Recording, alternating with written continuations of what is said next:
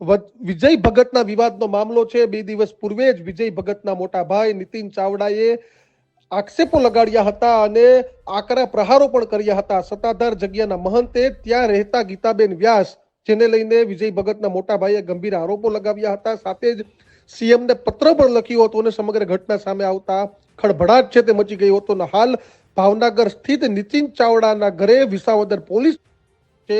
વિજય ભગતના મોટા ભાઈના ઘરે વિસાવદર પોલીસ પહોંચતા ખળભળાટ મચી ગયો છે। છેલ્લા ઘણા સમયથી આ વિવાદ છે તે ચાલી રહ્યો છે અને છેલ્લા 2 દિવસથી આ વિવાદ છે તે ખૂબ ઉગ્ર બની ગયો છે અને એક તરફ વિજય ભગતે મીડિયા સમક્ષ મૌન તોડ્યું છે અને ખુલાસાઓ કર્યા છે અને આજે રાત્રે અચાનક જ વિજય ભગતના મોટા ભાઈના ઘરે વિસાવદર પોલીસ પહોંચતા અનેક તર્ક વિતર્ક છે તે જોવા મળી રહ્યા છે। મહત્વની વાત છે કે વિસાવદર પોલીસ પહોંચી છે અને નિવેદન લેવાનું શરૂ કર્યું છે। ક્યાં આરોપને લઈને ક્યાં પુરાવા છે, ક્યાં પુરાવા નથી, કારણ કે નીતિન ચાવડાએ છે તે ન્યૂઝરૂમ સાથે પણ વાતચીતમાં જણાવ્યું હતું કે મારી પાસે પુરાવાઓ છે।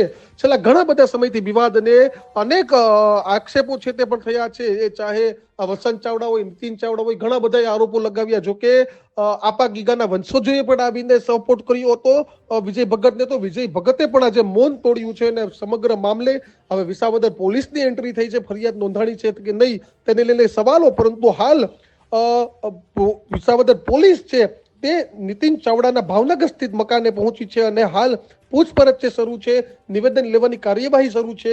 કયા કારણે પોલીસ ફરિયાદ કરવામાં આવી, કયા કારણે નિવેદનો આપ્યા, શું ઘટના, શું પુરાવા છે કે નહીં, પરંતુ હવે ગુજરાત પોલીસની એન્ટ્રી આ કેસમાં થઈ ગઈ છે અને હજુ પણ ગીતા ચાવડાના સંબંધોને લઈને કોઈ ખુલાસા છે તે નથી કરી અને તે પહેલા જ હાલ મહત્વની વાત છે કે વિસાવદર પોલીસ છે તે પહોંચી ગઈ છે અને સમગ્ર મામલે પૂછપરછ છે તે કરી રહી છે।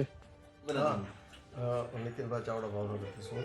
આજે જે પોલીસ આવી હતી ક્યાંથી આવી હતી અને શું લેવા હતી? એ વિસાવદર પોલીસ સ્ટેશનથી આવ્યા હતા। મારી એક 7/11/24ની ડીઆઈજી સાહેબની જે અરજી કરી હતી એના પછી જે ખોટી રીતે પોલીસને પ્રભાવિત કરે છે, હું એક સમયે ડીવાયસપી હતો, મને તો વૈરાગ લાગી ગયો એટલે હું સાધુ થઈ ગયો છું, તો પોલીસને પ્રભાવિત કરી નિર્દોષ લોકોને મારેલા છે।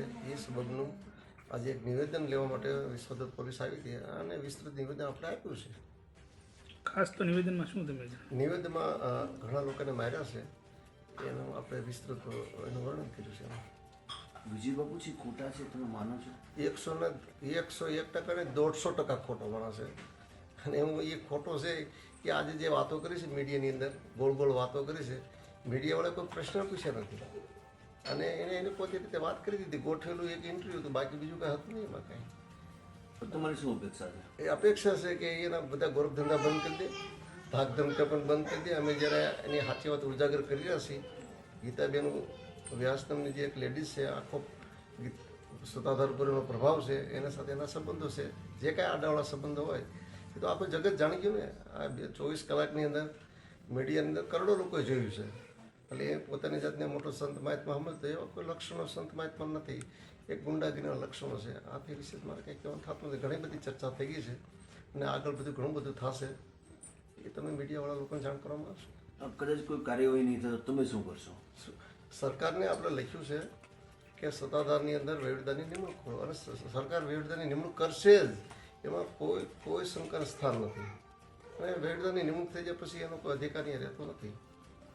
નિર્દોષ માણસોને ખૂબ માર્યા છે, એના પ્રતિભાવ રૂપે આ બધા આપણે ભેગા થયા છીએ, એનો પાપનો પોકાર થયો છે, પુણ્ય એનું પૂરું થઈ ગયું છે, એટલે આ બધી ઘટના બનતી હોય છે જગતની અંદર। એ જાણે છે સારી રીતે હું કોણ છું, હું છું, હું નહીં। એની દુઃખ તીરક મારી પાસે ઘણી બધી છે। એના જે કૌભાંડો મારી ભેગો 14 વર્ષ રહ્યો છે માણસ, મેં એને જ ભણાવ્યો છે, એ જગતના પડ ઉપર ખોટું બોલે છે। મારા ફાધરે એને 1 રૂપિયો નથી આપ્યો, હું નોકરી કરતો હતો, મેં જ એને ભણાવેલો છે। મેં એની પાસે પૈસા માંગ્યા હતા, ભાઈ તું મેં તને ભણાવ્યો છે, તું મને પૈસા આપી દે। અને એને જમીનમાં ભાગ પણ લીધો છે। જ્યારે જમીનમાં ભાગ લીધો હોય ત્યારે હું મારા પૈસા માગું કે ન માગું, અને મીડિયાની અંદર કંઈક નીતિનભાઈ પૈસા માંગ્યા હતા તો મારા હકના છે તો હું તો માગું જ ને, હું ન માગું તો કોણ માગે એની પાસે? એટલે મૂળ એને ત્યાગી થઈ ગયો છે ને પછી જમીનમાં ભાગ હોય તો માગ્યો। 7 વીઘા જમીન એના ભાગમાં છે, 7 વીઘા જમીન તો ન લેવી છે ને, તો એની પાસે પૈસા ના માગે। એટલે ખોટા લોકોને ગેરમાર્ગે દોરે છે, અમારા પરિવારને ગેરમાર્ગે દોરે છે, અમારા સમાજને ગેરમાર્ગે દોરે છે અને સત્તાધારના શ્રદ્ધાળુઓને પણ ગેરમાર્ગે દોર્યા છે। એટલે આ બધા ઇન્સિડન્ટ્સ ઉભા થયા છે, આથી વિશેષ આપણે કંઈ થતું નથી।